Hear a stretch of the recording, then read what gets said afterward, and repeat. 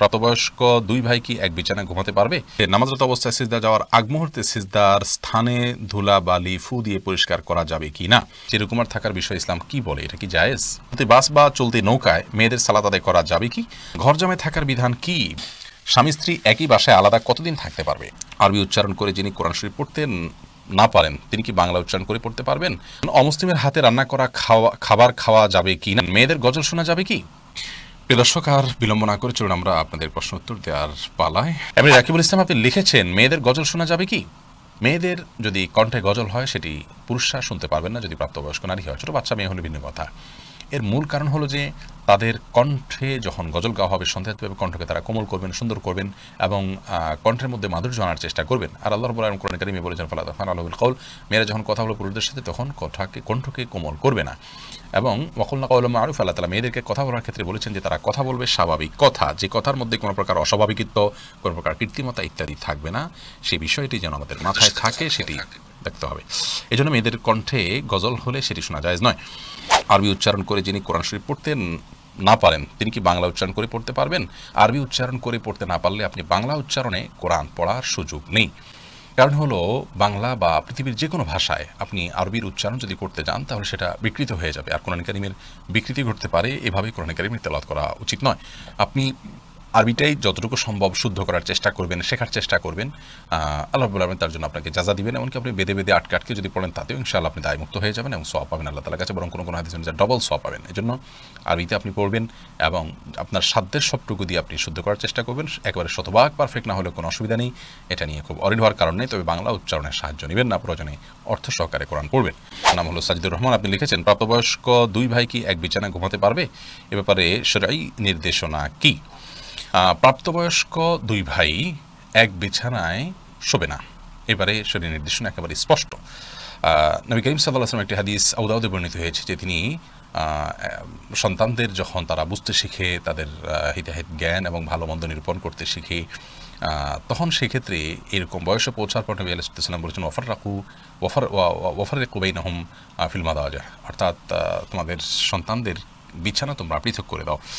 এবং মুল্লা আলী কারি রাহিমাহুল্লাহ বিশ্ববিখ্যাত মুহাদ্দিস, হানাফি মুহাদ্দিস, মিরকাতুল মাফাতিহে মিশকাতুল মাসাবিহের সরা, সেখানে তিনি লিখেছেন যে ভাই বোন সবার মধ্যে বিছানা পৃথক করে দেওয়াটা আবশ্যক এবং এক বিছানায় তাদেরকে রাখা উচিত নয়। কিন্তু আমাদের দেশে দেখা যায় অনেক পরিবারে প্রত্যেক সন্তানকে আলাদা আলাদা বিছানা দেওয়ার সামর্থ্য রাখেন না। তাহলে সেক্ষেত্রে একই খাটে যদি তারা শোন, মাঝখানে কোনো পার্টিশন কোলবালিশ ইত্যাদি দিয়ে দেন, তাহলে সেটিও পৃথক বিছানা হিসাবে ধরা হবে এবং সেক্ষেত্রেও ইনশাআল্লাহ বিইذনিল্লাহ তারা দায়মুক্ত থাকবেন। এরপরে মাহদি ইসলাম আপনি লিখেছেন অমুসলিমের হাতে রান্না করা খাবার খাওয়া যাবে কি না এবং তাদের বাড়িতে বেড়ানো যাবে কি না?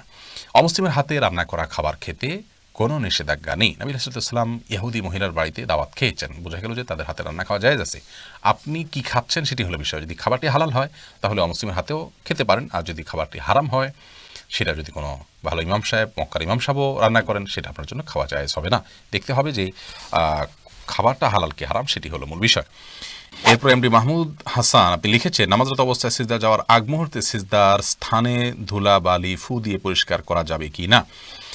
একান্ত প্রয়োজন না হলে এটি করবেন না, এবং এটি করতে গিয়ে অনেক সময় আমলে কাসির হয়ে যায়, অর্থাৎ আপনি এত বেশি ফু দিচ্ছেন। অনেকে দেখা যায় যে সিজদা যেতে গিয়ে এত বেশি ফুটা দিচ্ছেন আশেপাশে, তিনি আমলে কাসির করে ফেলছেন, অর্থাৎ তাকে একজন দর্শক দেখে নামাজে আসেন নাকি এমনিতে তিনি জায়গা পরিষ্কার করছেন এটা সন্দেহের মধ্যে পড়ে যায়।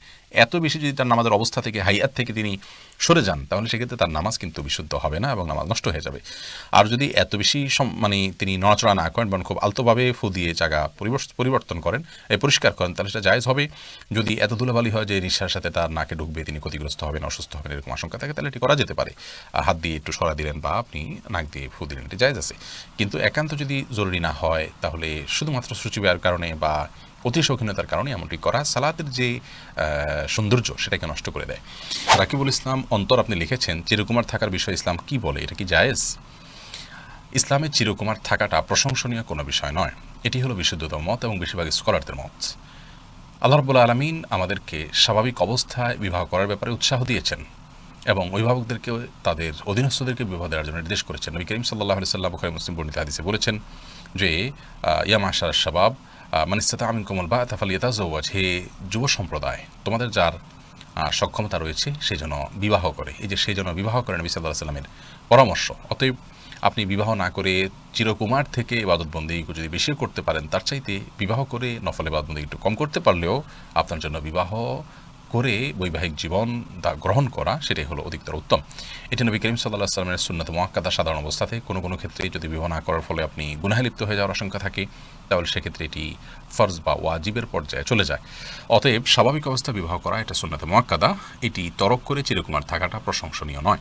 আল্লাহ নবী ইয়াহিয়া আলাইহিস সালাম ছাড়া আর সমস্ত নবী রাসূলরা বিবাহ করেছেন, সংসার করেছেন, পরিবার পরিজন ছিল তাদের। অতএব আম্বিয়া আলাইহিসসালামের চাইতে আমরা কেউ উত্তম হতে পারি না, তাদের মানহাজের বাইরে গিয়ে আমরা উত্তম হতে পারি না।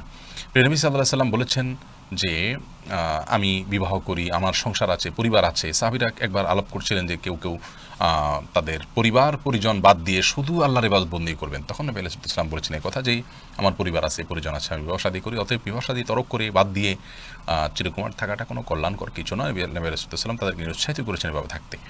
মির্জা কাফি আপনি লিখেছেন, ঘর জামায় থাকার বিধান কি? ভাই, ঘর জামায় থাকতে শরীয়ত নিষেধ করেনি আমাদেরকে। এবং আল্লাহ নবী শুআয়ব আলাইহিসসালামের ঘরে আল্লাহ নবী মুসা আলাইহিসসালাম ঘর জামাই হিসেবে 10 বছর বা তারও বেশি সময় কাটিয়েছেন। তো বিষয়টি যদি নাজায়েজ হতো তাহলে তিনি এটি করতেন না, এবং কোরআনে আল্লাহ তাআলা তার বিবরণ উল্লেখ করেছেন। তাছাড়া কোরআন হাদিসে কোথাও শ্বশুর বাড়িতে থাকা যাবে না বা শ্বশুর বাড়িতে নিজের আবাসন হিসাবে থাকা যাবে না এমন কোনো কথা বলা হয়নি। তবে হ্যাঁ, ঘর জামাই হিসাবে কেউ যদি থাকছে অ্যাজ এ যৌতুক হিসাবে যদি সেখানে থাকে, ধরুন কারণ মেয়ে বিয়ে করেছেন, শর্তই হলো যে তাকে সেখানে বাড়ি দিতে হবে, গাড়ি দিতে হবে, ফ্ল্যাট দিতে হবে, সেখানে সে যা উঠবে, শর্ত দিয়ে যদি সে যৌতুক হিসাবে সেখানে আদায় করে নেয় সেটি, তাহলে তো সেটি গুনাহ হবে। কোনো সন্দেহ নেই, যৌতুকের যে বিধান সেটি এখানে প্রযোজ্য হবে, অর্থাৎ গুনাহ হবে, তার জন্য এটি জায়েজ হবে না। আর যে শ্বশুর পক্ষই বরং আবদার করে, অনেক সময় দেখা যায় যে কোনো বাবার একমাত্র কন্যা সন্তান আছে, সেই কন্যা সন্তানকে তিনি চান যে তার মেয়েকে যেখানে বিয়ে দেওয়া হোক সাথে রাখবেন, পাশে রাখবেন। তো জামাই যদি রাজি হয়, তাকে ঘর জমা রাখা হয়, তাহলে সেক্ষেত্রে শরীয়তের কোনো নিষেধাজ্ঞা যেহেতু এখানে লঙ্ঘন হচ্ছে না এবং কোরআনে কোথাও যদি নিষেধ করা হয়নি, অতএব এটি হারাম বা নাজায়েজ বা গুনাহের কারণ হওয়ার কোনো যৌক্তিকতা থাকতে পারে না। চলতি বাস বা চলতি নৌকায় মেয়েদের সালাত আদায় করা যাবে কি? অবশ্যই মেয়েরা সালাত আদায় করবেন, যাবে কি না বরং করতে হবে। ওয়াক্ত যদি চলে যায় তাহলে সালাত সময় মতো আদায় করতে হবে। না সালাতা কানাত আল মুমিনিনা কিতাবাম মাওকুতা, ঈমানদারদের জন্য সালাত সময় মতো আদায় করাটাকে ফার্জ করা হয়েছে, আবশ্যিকভাবে করা হয়েছে, এজন্য অবশ্যই পড়তে হবে। এমনি মাহরা। তবে হ্যাঁ, আপনি যদি দাঁড়িয়ে পড়তে না পারেন, আমাদের বিগত কোনো একটা পর্বে আমরা একটা প্রশ্ন উত্তরে বলেছিলাম, আমাদের এই প্রশ্ন উত্তরগুলো যেহেতু কেটে কেটে আলাদা করে ইসলামী প্রশ্ন উত্তর পেজ এবং ইউটিউব চ্যানেলে যায়, সেখানেও একটা ক্লিপস আমরা দিয়েছিলাম, সেখানে বিস্তারিত বলেছি আমরা যে আপনার চলতি নৌকা বা এই জাতীয় ট্রলারিতে সালাদ যদি কেউ দাঁড়িয়ে আদায় করতে না পারেন, দাঁড়িয়ে আদায় করলে পড়ে যাবেন এরকম আশঙ্কা হতে পারে, বসে আদায় করবেন, কিন্তু আদায় করতে হবে। শারমিন লিজা আপনি লিখেছেন, স্বামী স্ত্রী একই বাসায় আলাদা কতদিন থাকতে পারবে? এটা একান্ত তাদের বিষয়।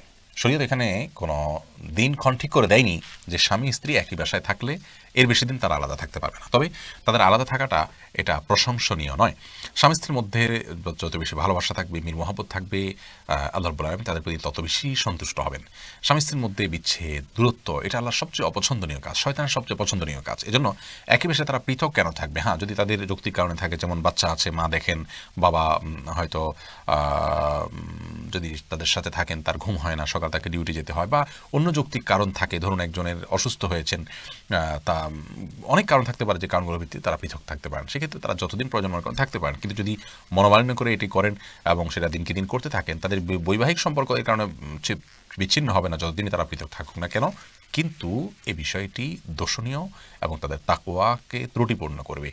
যে কোনো এক পক্ষ স্যাক্রিফাইস করে তাদের মধ্যে মনোমালিন্য দূর করে নিতে হবে, সেটাই হলো ইসলামের নির্দেশনা।